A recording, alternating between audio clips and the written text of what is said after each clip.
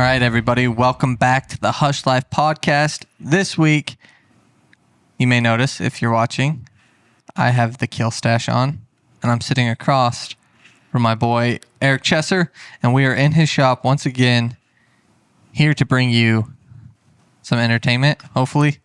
Another podcast. Rolling out another podcast from the South Slopes. When Maddie's got the kill stash, you know it's business. Hunting season is within a week from right now when we're recording this, and it is blowing my mind. Summer is gone. At least not necessarily for the weather, right? But like as our season starts, summer's out the window. The idea of having a little more freedom and time is about to change real quick. Yeah, it's like yesterday it really hit me when I'm like, holy crap, the season starts in like 6 days. Now it's 5 days. And I'm like, I had so many like little chores or projects I wanted to get done at the house. And I was like, well, next year, better luck next year because it is go time. It's, it really makes you feel like the months leading up to the hunt feel like they take forever. And then like June, July is just like gone. Like snap of the finger. Yeah, when July hit, I was like, man, can we get like another June in here? I need more time. Yeah. Pretty much for, like Matt said, button up loose ends, getting ready for the hunt, trying to scout, dial in the bow, honeydews, things around the house, etc. Yeah, man. And it's like, you just can never, this is the first year of my whole life, 25 years old, that I've had like a tag that I'm like over the moon about.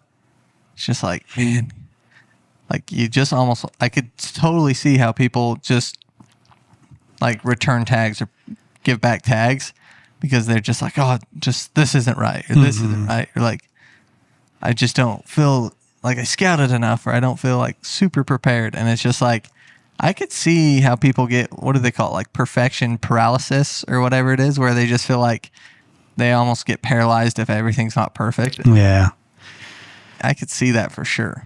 And what he's referring to is the idea of like drawing out a good tag you've been waiting for, and as the season gets closer, you turning it back into the state, right? To either regain your points, for whatever reason you choose not to take that tag that year, which is kind of a funny topic because some people will turn it back because maybe they did go scouting and they're not seeing the number one bull they wanted to kill or the antler growth that year, and they'll turn it back. So that was kind of a topic.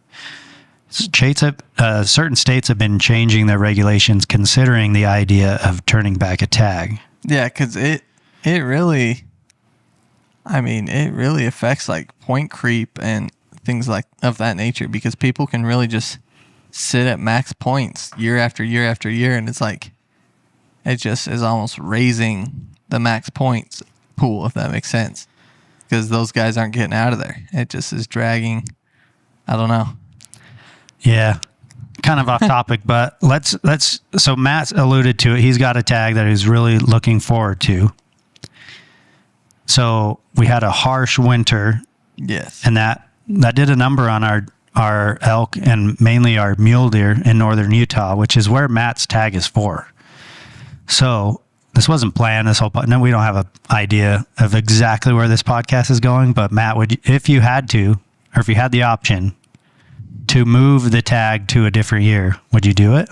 Dude, I mean, as of right now, probably. Because I don't want to sound negative or sound ungrateful or anything like that, but I guided on this specific ranch for 4 years. Guided with R&K for 5 seasons. 4 seasons, I spent a lot of time on this specific ranch.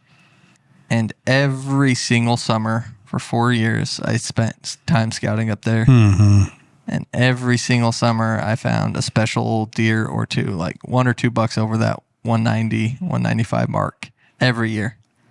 And this year, man, like, I think I'm vlogged only like 4 or 5 scouting trips, but that's pretty good for like glassing mule deer. And I haven't found anything that gets me like remotely excited.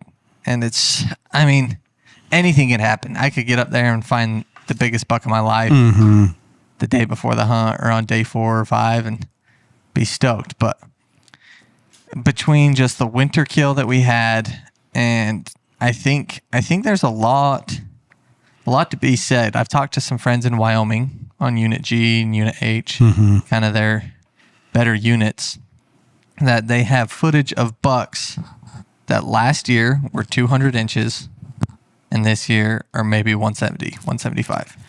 Yeah, I think a lot of people got their hopes up when we had, a lot of moisture, aka snowfall and rainfall. Now looking back, it's almost like, well, that might have like actually drug out too long.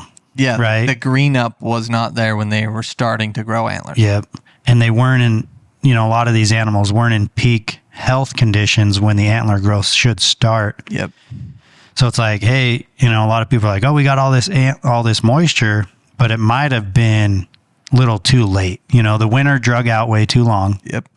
Which is one reason why you haven't been able to scout as much, because some of those north slopes were pounded with snow. Still snow up there. Yeah. There's still basins that have big snow patches. It's going to be interesting to see what you turn up over even just the first opening week as you really start to dive into the mountain. Yeah. Get boots on the ground and start hiking some of those ridges, and getting closer. Yep. I'm excited for that. But this ranch that Matt has a mule deer tag for is the R&K Hunting Company. Yep. And the R&K consists of tens of thousands or hundreds of thousands of acres. When I was guiding there, altogether, it was around 2 million acres. That's insane. Leased up for hunting between Utah, Wyoming, and I think New Mexico. Okay, so that's inclusive. Yeah, so 2 million acres total. The main ranches I was hunting on probably consisted close to 300,000 acres is where I kind of hung out, and that's in Utah, northern Utah. And man, that place kind of spoiled me.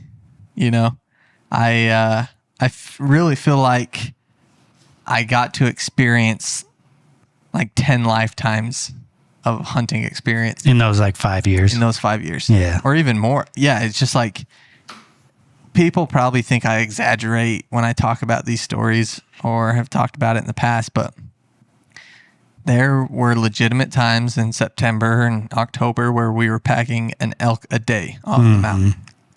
I mean, the elk population up there is ridiculous.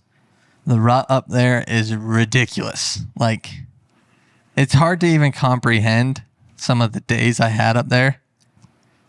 Just being half decent at calling, knowing how to play the wind, and knowing when to call and when not to call. Just a few little things to be a half decent elk hunter. And you don't have to be a great elk hunter to kill elk on a private ranch. I understand that.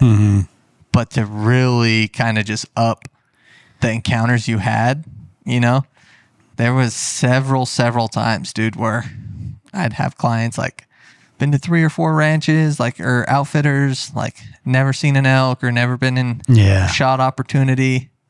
And day one with them, dude, I've called in 10 or 12 bulls and we're tagged out first morning of day one. And they're like, oh, it's all a blur. I don't even know what just happened. And it's like, welcome to the honey hole, dude. These elk bugle their faces off and they're not very pressured. And it's a love-hate thing for me, because I strongly believe, and there's some data that proves this, that as elk population climb, deer population plummet. Yeah. And I'm a deer guy and everybody knows that, but I strongly believe that they just compete on winter range or compete on summer range. And it's just, I don't know how I feel about it. Elk are obviously the icon of the West. A bugling bull elk is one of the coolest things you can ever experience in life. But there's just something about a giant mule deer or a big bachelor group of bucks in the summer that's just wow, And I'm seeing less and less of that as the years go on.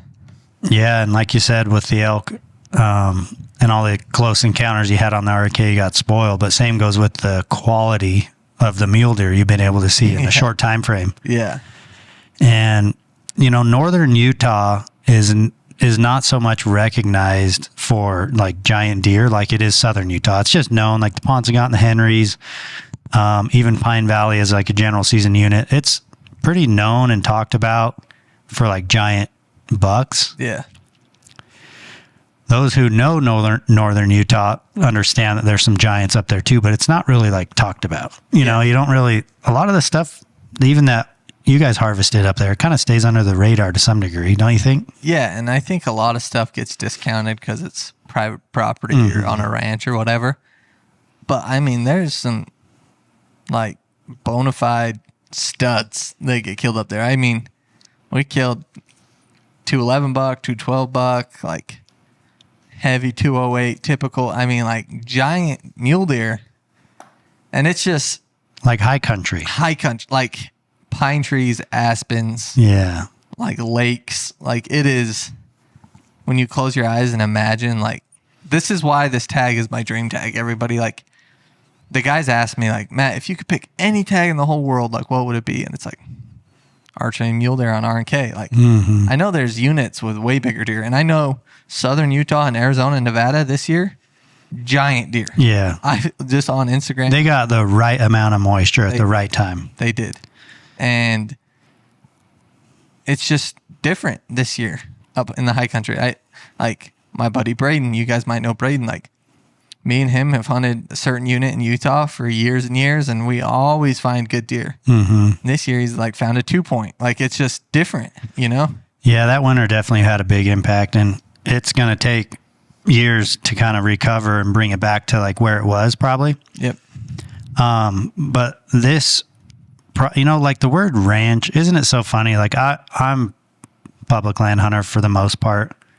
When you hear ranch, it just, like you said, it almost just gives you this discount. But the R&K consists of leased ground from many landowners, and with that, they can create what's called a cooperative wildlife management unit here in Utah. I don't know what they call them in other states. But when you think about like hunting private land, what I think is cool, and Joe Rogan touched on this on a podcast, I believe, at some point, that because there's no pressure or way less pressure, you're kind of hunting these animals in their natural habitat, and like they're really just doing naturally what they would do if it wasn't so much pressure, natural behaviors. So when Matt speaks about like there's a quality or there's like the quantity of elk, and when he's like they're rutting like crazy, that's like what they would be doing if elk were just in a mountain range and nobody was really bothering them or pressuring them enough to where they kind of like have to change their behaviors to avoid hunters. Yeah. And do different things. So like the tactics is like some of the stuff I hunt public land probably would be way different than if you just got to hunt them in the peak of the rut, doing what their natural behaviors would be doing, which is just going crazy. Yeah. Like just very vocal, fighting over harems, very active. Yeah. Cows. Like, dude, this is maybe why I'm not like obsessed with elk. It's just like, dude, they're easy. Yeah. Like, and I've hunted elk on public property. I've hunted elk in Arizona, New Mexico, Colorado, Idaho. Like I've seen them. I've hunted them. Like they're awesome. I love elk. Like I'm not discounting elk. Like, but I think I got spoiled. And the owner of R&K, Daniel, when you're talking about natural behavior, this popped into my brain. He talks about the study that the university or BYU did here in Utah. They had, I think, 100 elk collared up in like the Uinta range or that area. And it's crazy because you can see the public and private boundary, and then all the elk have little dots for the elk. Dude, like 98% of the elk are on public land. Then like a week before the hunt, like 70 are on public land. Then a day before the hunt, like 30 are on public land. Then within a day or two of the hunt being opened, it's like 98% of the elk are on private. And you can go look at the study. I dug into it a little bit. It blows my mind that the problem is some of those matriarch cows that are 17, 18 years old, they know the program. They know once they start seeing more trucks or hearing more dudes up in the woods, they're like, oh, we got to go over here. And I've seen it. I've hunted those private ranches where it is a light switch. Like, I'm not even kidding. They just show up. Yeah. It is like, oh yeah, there's a few elk in here, heard like a bugle or two, to literally 1 or 2 days later, it being like, holy crap, like there are hundreds of bulls in here screaming their faces off. It's crazy. I've hunted plenty of spots that are balanced with private and public, and in some ways I'll appreciate the private land to act almost as a sanctuary, you know? Yep. Because like you said, these animals are bouncing back and forth, and when I know that there's somewhat of a sanctuary, I'm almost like, okay, if there's enough private land in this area that I enjoy to hunt on the public side that I have access to, I kind of appreciate the private land in some way. Because, right, imagine if it was all public, like it could get... They'd never get a break. The damage, yeah, they never get a break, and the damage would... I mean, we wouldn't have the quality there. Yeah, and I was talking to Daniel. We were feeding the deer this winter and feeding the elk, and man, I've always... Even where I guided on private ranches, I've always had like, man, I wish this was all public. Like, or I wish like, why is this like an outfitter? Like, why does an outfitter get to hunt this? You know, and I asked Daniel these questions because he's been in the game so long. And he's like, Matt, there's a reason why this stuff's private. And there's a reason why like tags are getting more and more expensive. And there's a reason for all this. He's like, the cost of living and inflation and everything getting more expensive. These landowners are looking at their land. I'm sitting on a gold mine. Like I could sell this 100,000 acres and have generational wealth. But it's like, if the tags don't increase and we don't sell more tags to hunt these animals, to pay those landowners the money they need or want to allow sanctuary for these animals, dude, it's subdivisions tomorrow. Like it's crazy. And you could see that as you even drive in between my house and where Matt lives. There's some country up there that, you know, as I was growing up was completely wild. Like sage flats, great for winter range, you know, nice draws that would be huntable. Yep. And they're developing the crap out of it. There's legit a mountain called Deer Mountain. Like that's the name of it. And some of my earliest hunting memories with my dad, he killed a 4x7 buck, just a crazy non-typical deer. Killed it up there. It was the coolest thing. There was deer everywhere. And now I haven't seen a deer there in 2 or 3 years. There's hundreds of condos and a big hotel and restaurant. And it's just like, what are we doing? The same people that are the tree huggers or like protect the animals or anti-hunter are the same people that are killing all these animals with their checkbook, developing these. It's a funny topic, and I don't want to go down that rabbit hole, but like just to share one thing is I feel the same. Like around Salt Lake, they're creating a lot of trails and basically recreation things, which I like that because it gets people outdoors. But when you're like way back in the back country and suddenly you're a hunter and you're arguing with like someone on a pedal bike or pushing a stroller on a paved trail, you're like, it gets ruined almost when you bring attention to it and when you like make parking lots and restrooms and paved trails. But it is, I don't want to go on a rant, but like those people that claim like save nature and keep it natural seem to flock to those places that are more developed. Yeah. Anyways, yes.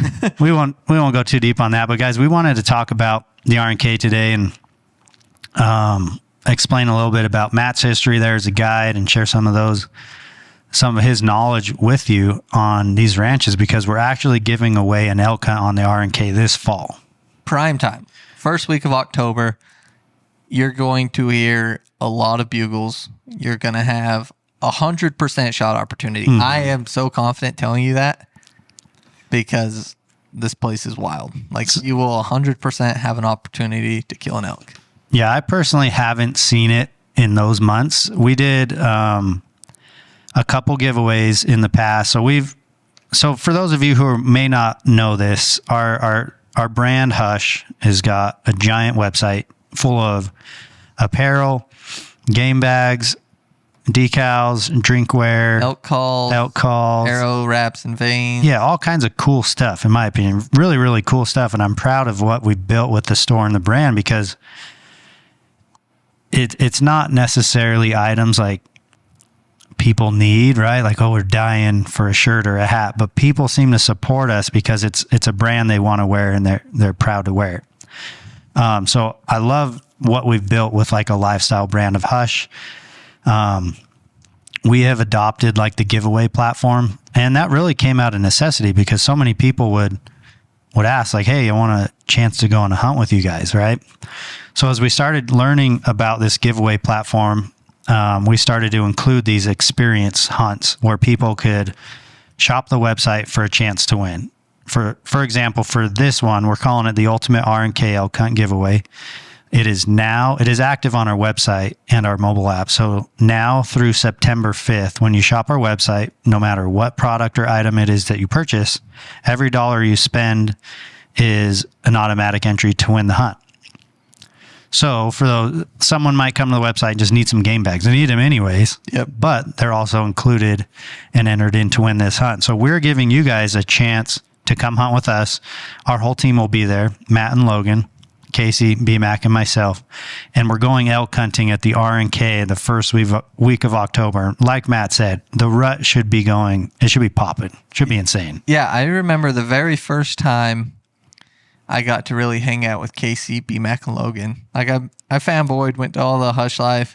Matt was at every event we did. Yeah. We started out with like movie premieres. We did like a little dinner and podcast thing, and Matt was there. Yeah.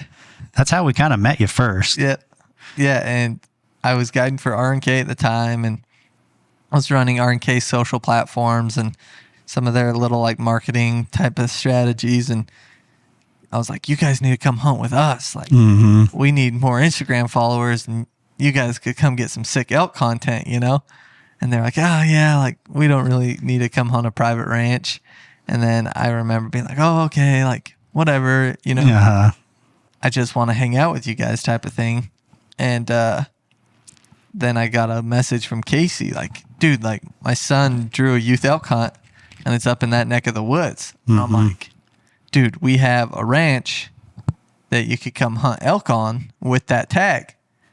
And so anyways, we lined it up, and Casey was able to buy an over-the-counter archery elk tag.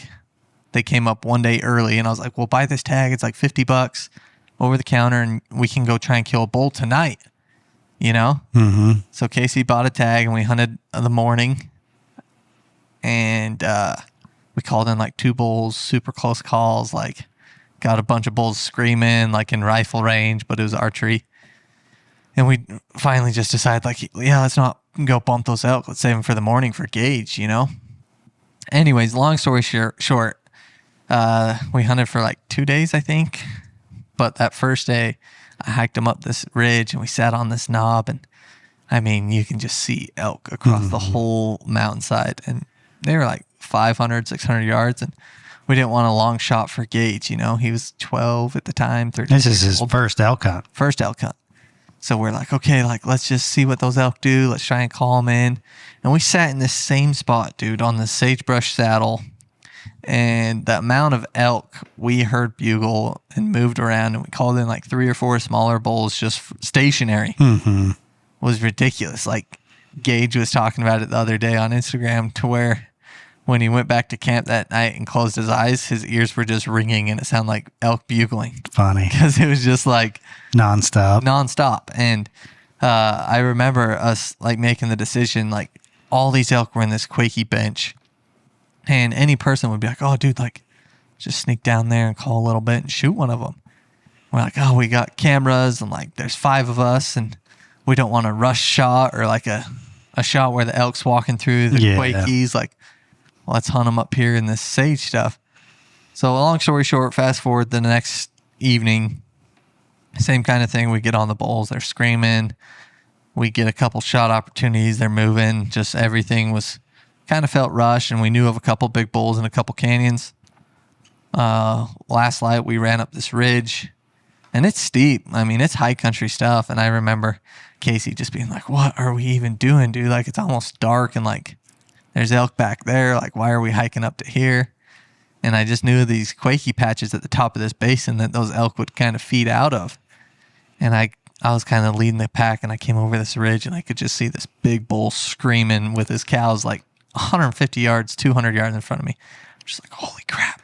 So I crouched down and turned back, and I'm like, big bull, like, come here. So they all came up, and we got set up, and there's 2 or 3 bulls, and like Gage's biggest bull, like the biggest bull was Gage's, and it came out and just came broadside, and Gage just heart shot me. He's put the smack on. Oh, dude. I remember when you guys, I think Casey forwarded me the kill shot real quick. That was filmed through a scope, and it's just like, dang, man.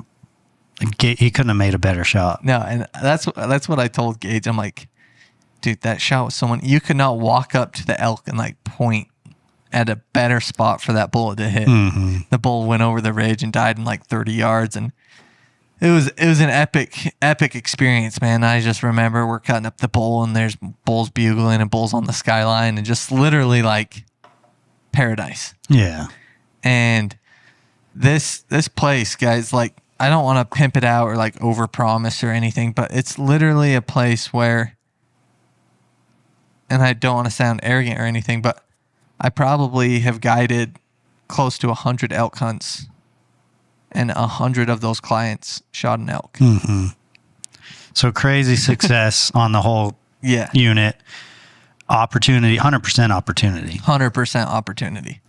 So the bulls there, it sounds like there's a lot, like on average, like plenty of nice 6 points. Yeah, so that's like what we aim for, is like a big 5 or like a nice 6 point. Like, and it's so weird, dude, because for the longest time, I was like, oh, dude, we're just killing too many bulls. Like we're killing younger 6 points, you know?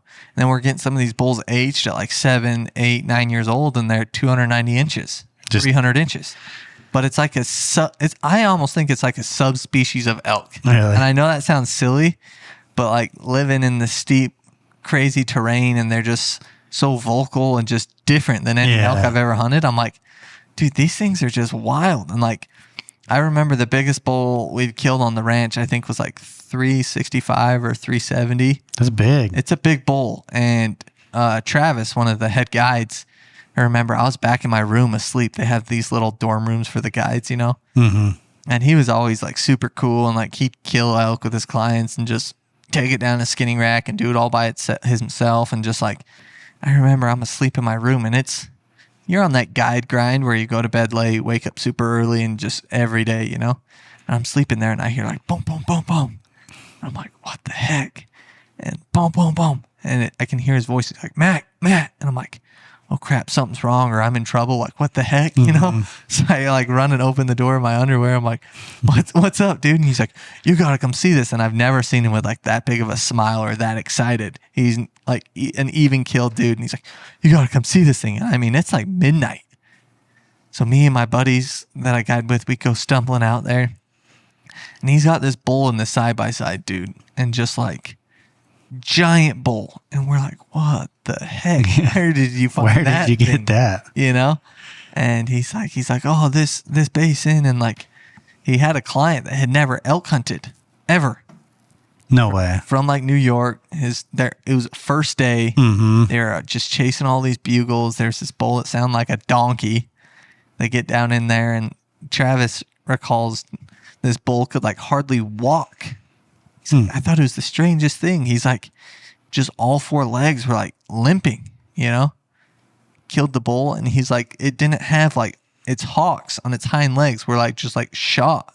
Like, really? Like just like exploded, and looked like they had been calloused up for a while, and just such an old bull, like had like hardly any teeth. Wild. And I was just like, what the That's heck? crazy to think that bull may have been in bad health, but was able to still grow antlers that large. Yeah, and I mean, it's just like the Garden of Eden up there, dude. Just like the amount of just wallows and meadows and quakies, and it's just like, I think I'm excited to go on this hunt. For whoever wins, guys, is so lucky in my opinion. But I'm excited to go witness some of this for myself, because like I've been in some pretty crazy rut stuff, like more so when I was young and I was just going on these limited entry units just for fun. Never had a tag. I just go call elk for fun. I've been in some pretty cool rut situations, but I don't know if I've ever experienced like the level of rut activity that you have up there. Yeah. So I'm excited to go see that with whoever wins. By the way, whoever wins this tag and this opportunity to hunt is welcome to invite a +1. Yeah. So let's talk about like what's in the, there's a lot of stuff. We're going to miss some stuff, but For sure. you're going to get a Weatherby rifle. Yep. Hush edition. You're going to get Vortex optics. That's binos, spotter, rangefinder. Whole optic package. Whole optic package. You're going to get First Light. You're going to get some Hush gear. What else is there? There's a camp chef stuff, Archery stuff. Yeah, there's a giant prize package. We got all the details are on our website. And if you're watching this on the YouTube platform, we'll put a link in the description section straight to the landing page of the giveaway with all the details. But it's not only you're getting the hunt, meat processing, Yeah. and all the goodies, right? Which is great. And I know a lot of people will be motivated with that stuff. But coming from the two people that we've taken on these hunt giveaways, so we have Caleb, who won the mule deer hunt on R&K. Yep. He shot his biggest buck to date on the R&K. He brought his dad. His dad. Yep. And then Adam, who's from New York, he won the elk hunt giveaway that we hosted in New Mexico. And he brought his dad. And they got to just hang out. Like, I'm just speaking for them for just a quick second. The feedback we got from them, and I got this directly from them, is they enjoyed seeing the back end or the behind the scenes of like what it really takes to create a hunting film with Hush, right? Yep. You got Matt and Logan on the cameras, all of us working together to spot animals and hunt.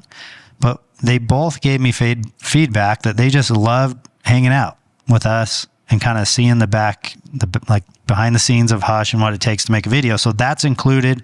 Whoever wins this hunt, we're going to camp together. We're going to sit at the campfire and enjoy some great wild game meals on the mountain together and work as a team to just create the best experience we can for whoever wins and give you an opportunity to hunt out.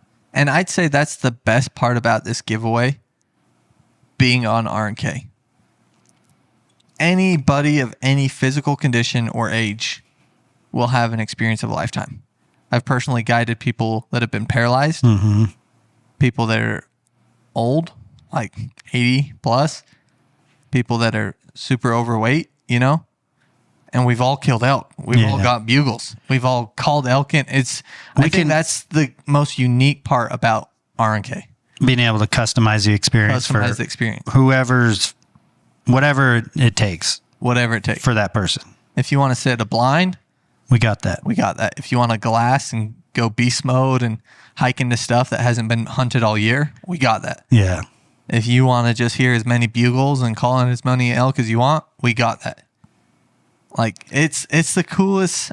I loved it because I was always kind of the guide that would take like some of the hardcore hunters that came in and just wanted to go nuts. Mm-hmm. And we would go nuts, dude. We would hike into stuff that nobody's even been in all year.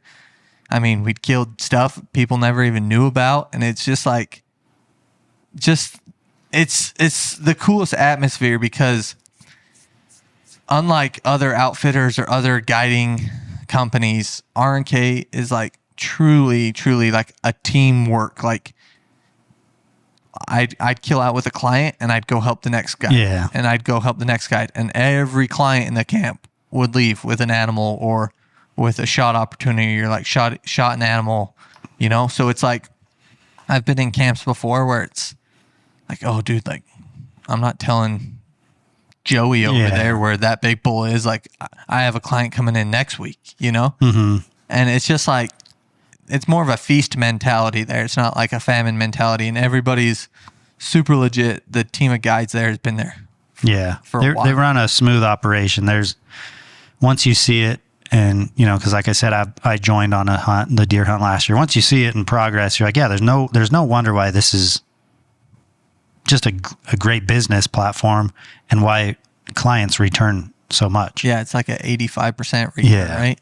And that's crazy because a lot of people like save up. It's like their once in a lifetime tag, Mm-hmm. Like 85% is pretty crazy. So like the way this hunt's going to go down, like I'm foreseeing it, like we'll pick you up at the airport. We'll drive you up there, We'll get your rifle shot in, dialed at the range there. They have a nice range that goes all the way up to 700 yards. We'll get some confidence. We'll shoot. We'll hang out. We'll go kill an elk. Have the time of our lives. We'll take it back. They have an awesome meat processing area. We'll hang the meat up, throw it in the cooler. They've got killer taxidermists in the area. Yeah. Killer meat processor. I mean, dude, it's literally a well-oiled machine, and it's like it just takes all the stress about logistics or like moving parts. Like you literally show up with your tag and your attitude, and you're gonna have the time of your life. Got to have that PMA, positive mental hunting attitude, or PHA. Yeah. So guys, we want to invite all of you to enter. We've done giveaways in the past. As soon as it closed, we announced, hey, it closed. I'd get DMs like, dude, I didn't realize that you guys were having a giveaway. So we're trying to bring awareness on every platform that we have, so everyone has the opportunity. This one's short. It is very, very short. It's only a 3-week-ish window to enter. Yep. So we want to invite all of you guys to come check it out. If you haven't shopped our store, we'd like to invite you to just take a look, see if you like any of our styles, any of our apparel. Most of our designs are inspired by something that we've hunted ourselves. A lot of archery designs, elk designs, antler stuff. I think people will really, really enjoy. So go check that out at gethushin.com. We have a mobile app, and the mobile app is completely free. This is not like a subscription based. And we built the mobile app just so people would have a smoother shopping experience specifically for our brand. Yeah. So if you go to wherever that you download your apps, depending on what phone you have, search Get Hushin'. It's a free app. Check it out. We also have some exclusive content on there. We're calling it the 101. And the 101 is just a series of videos that are a little more detailed for educational and information type of videos. Those are on the app under the 101 tab. You guys can check that out. But this, if you didn't draw an elk tag, hey, you still got a chance with Hush. I mean, this is pretty good odds too. Like compared to some tags out west, like pretty good odds and high success rate. Eric, you got an elk tag. So this year I've got 5 elk tags. My first one starts in Utah. It's what's considered like general season archery, any bull elk. I've been lucky enough to kill one bull. The saddle bull was with a bow, and then a couple others with a rifle during that general season. So I'm focusing on archery elk in Utah. It starts this Saturday. What's your mindset going in? Like, are you coming in like high expectations, low expectations? I just don't. Like, I don't do high expectations at all anymore. All I know is that I'm going to put my best effort into it. I'm going to do my best to stay positive. I'm going to do my best to like learn this area that I'm going, which is new for me. So I should have done a lot of scouting. Here we are talking about all the hunts coming up, and it's like 5 days before it starts, and I haven't even figured it out. But it's a month-long hunt. So with that, I have confidence that I can get into this unit and figure it out. Yep. We touched on this on our 5 for 5 podcast, but this hunt starts August 19th and ends September 20th. So, that time frame is crazy for bulls. Yeah. Like some of them are still going to be in velvet, and then by the 20th, they're going to be in full rut. So everything that happens in between is a lot of moving. A lot of the bulls move, their habits change, their behaviors change. So I'll have to adapt with that through the season, depending on how long it takes for me to shoot one, because I will shoot one. Yeah. And you will shoot one. I'm going to shoot an elk this year in Utah with my bow. I'm so excited. I focused all my archery season last year in Colorado. And for those who watch that video, it's called Redemption. Like probably the most physically demanding hunt, like we talked about, where you're just sleeping off your backpack and hunting off the backpack. And I got it done, and it was almost kind of like this weight off my shoulder, like, archery Colorado in the books. What's next? All right, go back to Utah and focus on that. Yeah, man, I'm super stoked to see what you can get done. Hopefully I can tag out on a deer and cruise out there and help you. But it's interesting because I've already seen people posting phone scope or digiscope footage of bulls stripping velvet. Yeah. And that's for me, that's like, whoa, that's early, man. Like normally you get a few days where you can hunt them in the velvet, sit water, and they're just like a super habitual. You still have a chance to shoot a full velvet bull most years on the Utah archery hunt. Yep. Well, a lot of times it was like August 15th. It like was. This is a little up, which those who love the rut are like looking at this year's calendar, like, sweet, it's up until the 20th of September, which is awesome. So it's going to be interesting. These bulls are going to be stripping velvet at first. While I'm doing that, Matt is going to be hunting with his bow at the R&K for mule deer. Yep. What's your idea of how that rolls out for the first couple weeks? Dude, honestly, like, up until this last month, like in my brain, I had a couple bucks I saw last year that I'm like, okay, so there's this buck baby giant, and there's this buck big ugly, you know, like they'll probably be like 210, 220 this year. Like they were in this basin. I'll just watch them for 3 or 4 days till they bed in the perfect spot, like high probability stock, sneak down there, crank them at 50 yards and just be this most stoked dude on earth, you know? And I've just been getting work scouting and just like, that's one thing with some private property. And I know it's an issue in some areas on public as well. Like there's some livestock in the area. That can change everything. In the form of sheep. And if anybody knows sheep and deer, it's basically just like fire and ice. They just don't go together. And it's a little tough getting past that mental barrier because of guiding.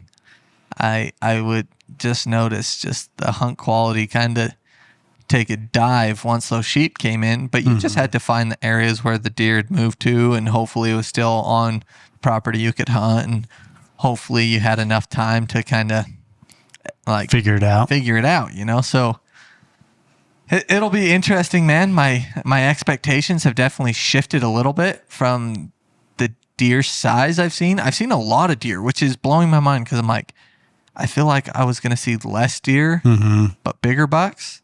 But it's kind of the exact opposite. There's more deer, and it looks like they're all 2 to 3 year old bucks. Like the other day I went scouting and I probably saw 40 bucks, and I'm just like, this is awesome, you know? But none of them really got you excited. No, none of them were over like 130 inches, 140 inches, which is crazy for this area because it's like normally they're all 140, 150, you know, and then a couple Boone and Crockett bucks. So it's just like, not that size is everything, like, but I definitely want to kill a mature deer, and I want to be there with Logan and my brother, and I want it to be the most epic mule deer hunt footage of all time. I want just like the sickest stalk. Like I want to earn it. I want to sit up there in the sun for 4 hours, getting fried, sitting on a buck, waiting for him to stand, and just have to have ice in my veins when the time comes to have a clean shot. And just like, I want all that, and I want to just weather the storm. I want to just work for it. So I'm still super optimistic. I've hunted that area enough to know that there's big deer. You're not seeing them, but they're there. And it may take you a week to find it, but that big deer's still in the area, and they don't go anywhere. That's kind of my mindset going into this one. Not so much on the big, but just I haven't seen an elk up there yet. I know they're there. Yep. It might take me a little while to kind of figure it out, and then, you know, adapt with it. But guys, it's an exciting season because, as usual, the 5 of us here at Hush are kind of scattered out throughout the season, depending on who's hunting where and who's filming where. Casey's already in Alaska. He's out there with his son, Gage, and then Trent from Born and Raised and his daughter. And they're out there hunting caribou. Yep. So excited to see what they can do. I think the caribou hunt, a lot of that has to do with like the migration and where the big herds are and where you are in conjunction with that. So Casey landed yesterday, and I think they're heading out shortly to get out there on their caribou hunt.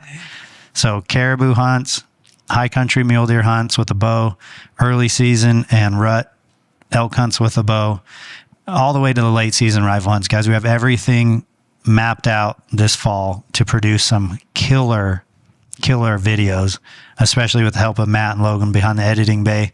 So we're so excited to share this fall with you. But again, we want to invite you guys a chance to come hunt with us at the R&K Hunting Company. Every dollar spent on our website or app is an automatic entry, and it ends September 5th. Yep. So go check it out. Any information that we've talked about in this video, at least on the YouTube platform, all the links are in the description box. We hope you guys are excited and ready for fall hunts, just like we are. Hopefully you guys have some good tags in your pocket. If not, come get entered to win this elk hunt with us. And I wish you guys the best of luck. And I'm excited to hear about the stories and see the photos that, our viewers and fans share with us. So DM us, tag us, no matter what happens. And we love to see how your hunt goes. So thanks for listening this long. If you guys made it to the very end, I appreciate it. Make sure you hit that subscribe button on the YouTube platform, and then make sure you download all the audio versions on whatever app you listen to the audio podcast. Heck yeah, guys. I appreciate you listening. And yeah, like Eric said, make sure you're following. Follow us on social platforms. Like here in 2 weeks, we're going to have a little hunt update. So I really think this conversation is going to be different. We might have to sit down again in 2 weeks and recap this back. Yeah, do a what recap. We thought versus reality type of thing. Yeah, because I'm super anxious. Like it could be the craziest week of hunting of our lives. So you never know, guys, but you won't find out unless you get out there and put in the work, put in the time. And yeah, with patience and persistence, you can piss a hole through a rock. I guess that's the saying. So I wish everybody luck on the Utah opener, and we will see you guys next time. See you later, guys.